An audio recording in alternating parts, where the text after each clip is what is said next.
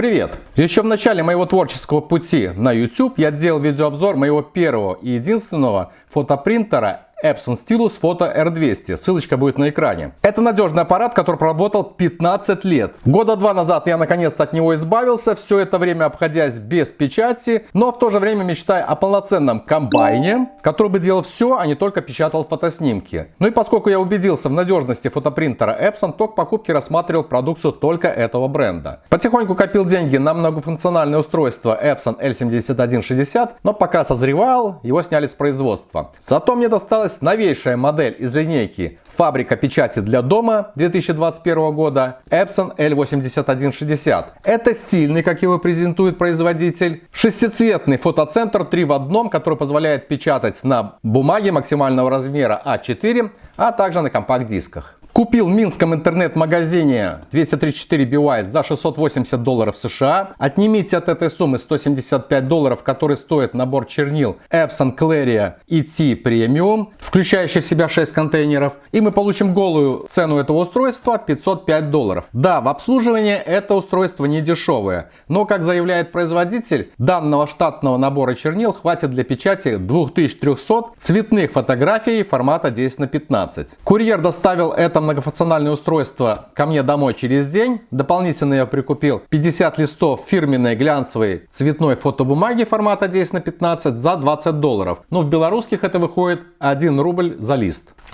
Начну распаковку. Такая немаленькая розничная коробка, где по традиции в цвете проиллюстрирован внешний вид устройства, а также пиктограммами обозначены его функциональные возможности. На вклеенном стикере отмечена страна-производитель Индонезия, его серийный номер, который, кстати, прошел регистрацию на официальном сайте Epson. И обратите внимание на узкий диапазон питающего напряжения 220-240 вольт. Поэтому, если вы покупаете в стране, где используется другое напряжение, например 110 вольт, вы не сможете в странах бывшего Союза пользоваться этим устройством. Внутри гарантийный талон и чек от интернет-магазина. Ну и, как я и говорил, заплатил 1622 рубля 69 копеек. Это в белорусских. Фотобумага МФУ. Пакет с документами, компакт-диск с драйверами, электронной инструкцией по настройке для МФУ серии L8160. Гарантийный лист уже от производителя. Инструкция по технике безопасности на всех возможных европейских языках. Лист с информацией на 2 языках о координатах представительства Epson и параметрами энергопотребления. И 2 листа с информацией на 8 языках о настройке принтера и установке программного обеспечения. Пакет для транспортировки и хранения многофункционального устройства. Здесь в отдельной коробке сбоку упаковано 6 сим-костей с чернилами, обозначенных цифрами 115, по 70 мл в каждой баночке, и кабель питания длиной 1 метр с вилкой евростандарта. С 4 сторон, с 4 граней обложено пенопластом само устройство. Вот таков весь приобретенный мной комплект. Аппарат шириной 40, глубиной 36,5 сантиметров и высотой 16 сантиметров. Изготовлен в основном из белого матового пластика. Лишь справа черным цветом выделены контейнеры для чернил и дисплей.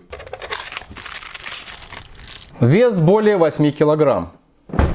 Поворотный цветной сенсорный дисплей диагональю 4,3 дюйма, это 11 сантиметров, размер первых смартфонов. Позволяет управлять всеми доступными настройками принтера, сканера и копера, то есть выбирать источник, формат печати и тип бумаги. С помощью беспроводных технологий легко передавать изображение на принтер по Wi-Fi, а также настраивать его через мобильное приложение Epson Smart Panel. QR-ссылка отображается на дисплее в процессе настройки подключения. Управление осуществляется через Wi-Fi Direct, то есть при прямом подключении смартфона к многофункциональному устройству, минуя роутер. Хотя интерфейс для внешних подключений все же имеется.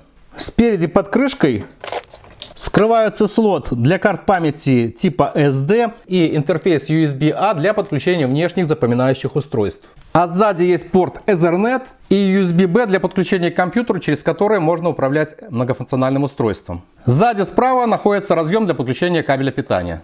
Уже не новинка, но все же удачное решение – это встроенные контейнеры для чернил 6 цветов. Из них одна емкость для черных сублимационных чернил, используемых для печати документов, и 5 емкостей с водорастворимыми чернилами для фотопечати. Я уже установил принтер на свое рабочее место. Подключил его к источнику питания, и при первом включении загорается белая кольцевая подсветка вокруг кнопки включения и подсветка дисплея. Выбираю русский язык из предложенного большого списка. Далее через QR-ссылку устанавливаю приложение Epson Smart Panel.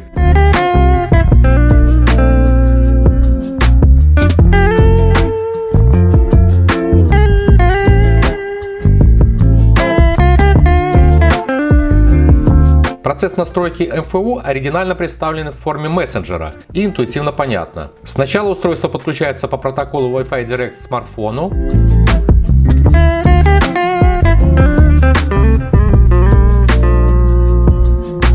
Определенные комментарии отображаются и на дисплее Epson L8160.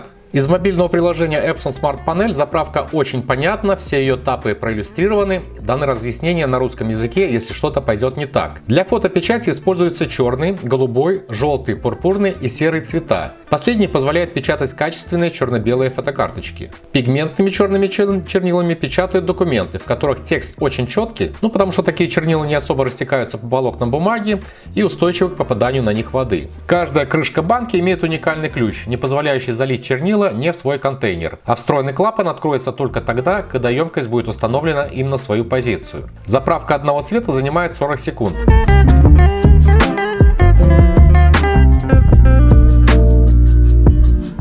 При этом в банке еще остаются немного чернил.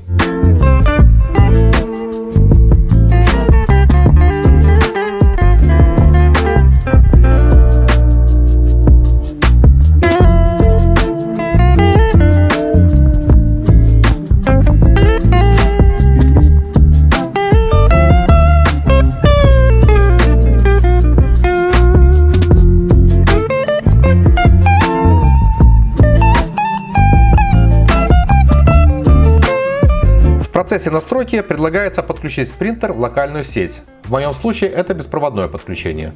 После печати 7 тестовых страниц и корректировки по ним печатающей головки, принтер готов к работе, и на дисплее отображается главный экран. На нем вверху слева направо отображаются оставшаяся емкость контейнера для отработанных чернил, статус подключения к локальной сети, состояние прямого подключения к смартфону. Можно активировать тихий режим работы механизма, который актуален в позднее время суток. И справочная информация по обслуживанию и настройке устройства. В основном меню отображаются режимы копера, принтера и сканера и печати каких-то нестандартных материалов. Снизу кнопкой со стрелкой или свайпом по экрану перехожу на вторую страницу. И тут ярлыки для настройки, обслуживания и подключения. Кнопкой справа внизу можно припарковать моторизованный выходной лоток.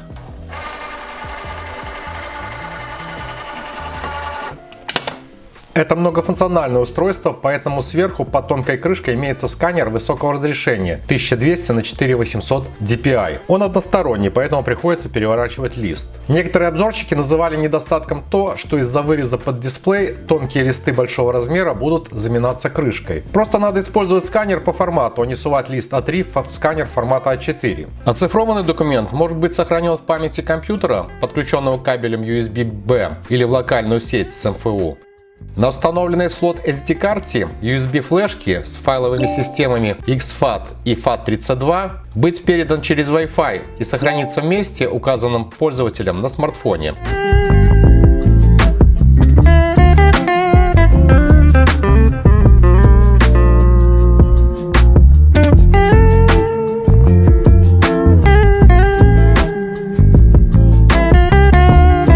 А также может быть сразу же выведен на печать, то есть реализована функция копера.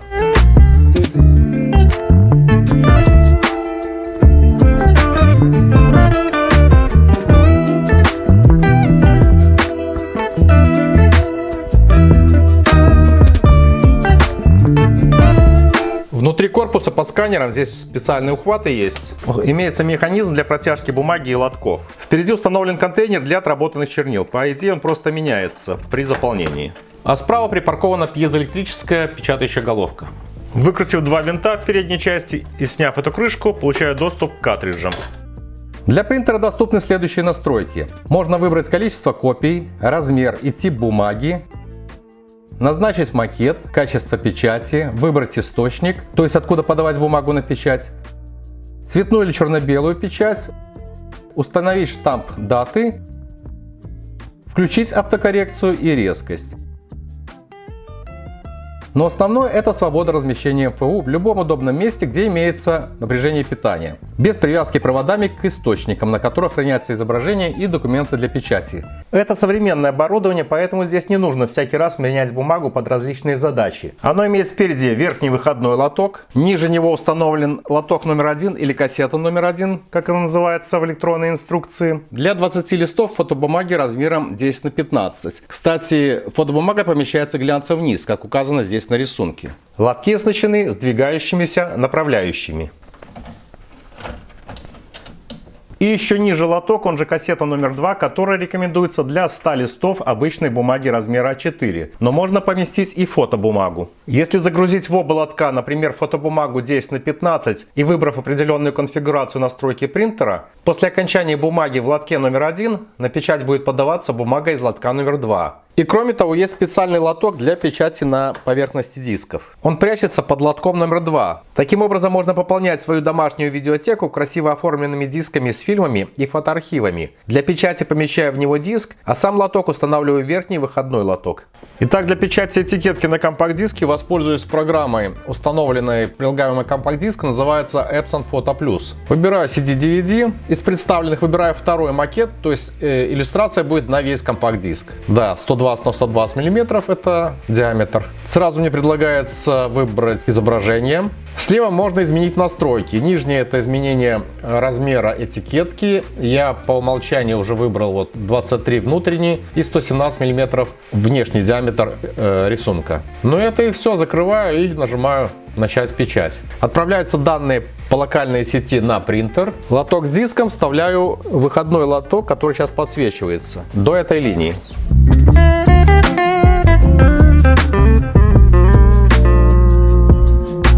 Готово. Сзади сверху под защитным люком имеется стандартный лоток для заправки в него 50 листов фотобумаги формата А4. Ну и направляющий сдвигается на ширину листа.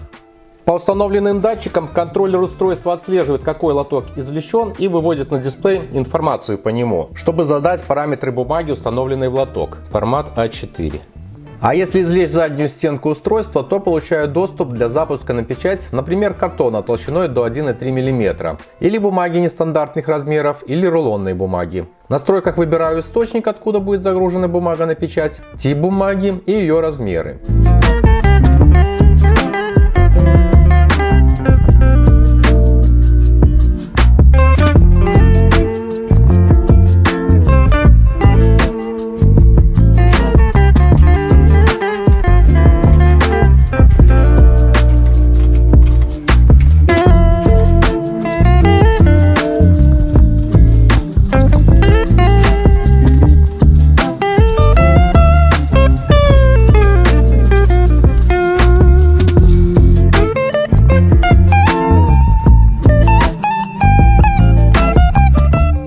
Передняя нижняя крышка перед печатью автоматически выталкивается выходным лотком для приема бумаги, оснащенный моторчиком. С его помощью лоток также автоматически паркуется обратно. Внутри над ним имеется слабая LED-подсветка.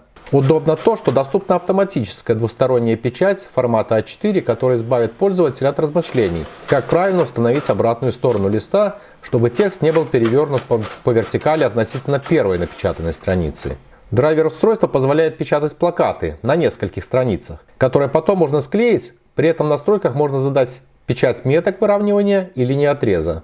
Даже без особой тонкой настройки качество печати фотоснимков, сделанных с помощью смартфона, выглядит впечатляюще. Но для высокого качества печати на листах большого размера, конечно же, потребуется изображение высокого разрешения. Кстати, разрешение именно печати 5760 капелек по горизонтали и 1440 капелек по вертикали в 1 квадратном дюйме, а минимальный объем капли почти 2 пиколитра. Аппарат оснащен функцией энергосбережения. Она настраивается в меню основных настроек. Можно задать таймеры выключения подсветки экрана и перехода принтера в дежурный режим. А для провождения принтера достаточно коснуться его экрана. С помощью такого действительно универсального устройства в домашних условиях можно изготавливать такие варианты печатной продукции, как рефераты, буклеты, плакаты, открытки, фотокарточки, этикетки на компакт-дисках. Но самое замечательное в современных условиях то, что ими можно управлять на расстоянии из любой точки мира. Для этого потребуется зарегистрировать НФУ в службе Epson Connect. После этого появляется возможность отправлять на печать любые документы посредством интернета. Поскольку смартфон всегда при мне, удобнее послать на электронный адрес, присвоенный принтеру, сообщение с вложением, например, фотоснимками. Это можно сделать из почтовой программы, браузера или приложения Epson iPrint. И в соответствии с настройками принтер на обычной бумаге А4 напечатает текстовое сообщение, а приложенные изображения на фотобумаге, которые заблаговременно нужно поместить, соответственно, в лотки 2 и 1 принтера. Таким образом, можно поделиться не просто изображением, а фотокарточкой с родными, если принтер установлен у вас дома, или отправить на печать доклад или отчет по пути на работу, если принтер используется как офисный вариант. Очень оригинально и удобно, но ко всему быстро привыкаешь.